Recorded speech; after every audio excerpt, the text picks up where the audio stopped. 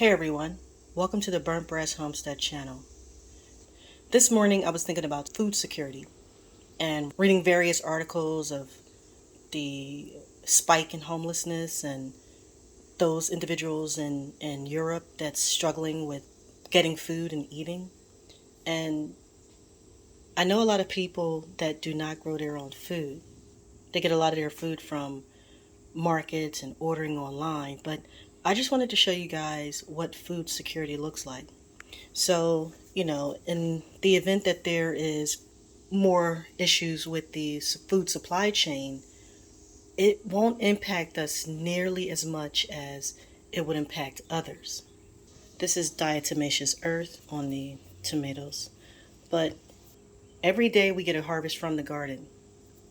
We have various herbs like basil, cilantro, chives, rosemary, oregano, parsley. We have that growing all in the garden, the vegetable garden. These are tomatoes that were recently picked today. All of these, all this food was picked today. And there are many times during the summer where the garden choose for us what we're going to have for dinner that night, whether it be string beans, squash, some type of squash, or if it's eggplant, potatoes. So sometimes the garden choose what we're going to eat. I just wanted to give you guys a look at what we get from our gardens and why so many people rave about growing your own foods. Now, understand that the more you grow, the more you're going to get each day, and the more you're going to have to put in the work to preserve this food. And sometimes it can get overwhelming, which is why I recommend that you guys start light, anyone who's new to gardening. Get an idea, get a feel for it, and then from there, increase each season. I think we are getting to that point where as though food is going to become a little scarce. It's happened so many times in society, so it's not doom and gloom news. It's not trying to scare anyone. And there has been famine in this world, so this wouldn't be the first time. And to think that it can never happen again is crazy. So, especially back then when people knew how to grow food, they knew how to grow their own food. They didn't go shopping at the markets.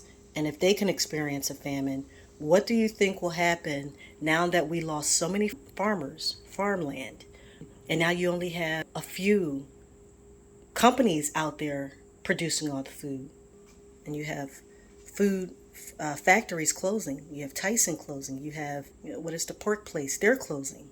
So this is what food security looks like. Every day, every single day, we are getting food from the gardens. Every single day, we get food from the gardens. But I just wanted to jump on here to talk to you guys about food security.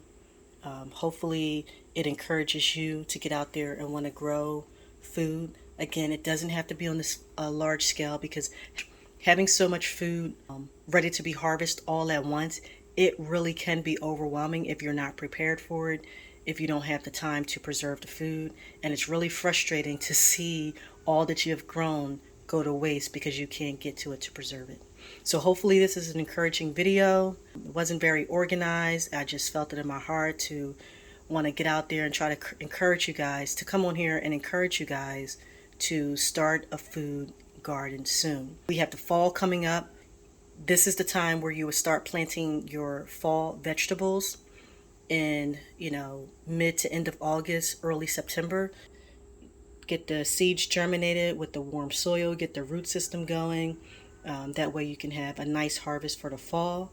And then for those of you who have a greenhouse or who plan on making a small low tunnel to cover your crops to go into the winter, that's also a good idea. So this is the time to start planning. Thanks for watching.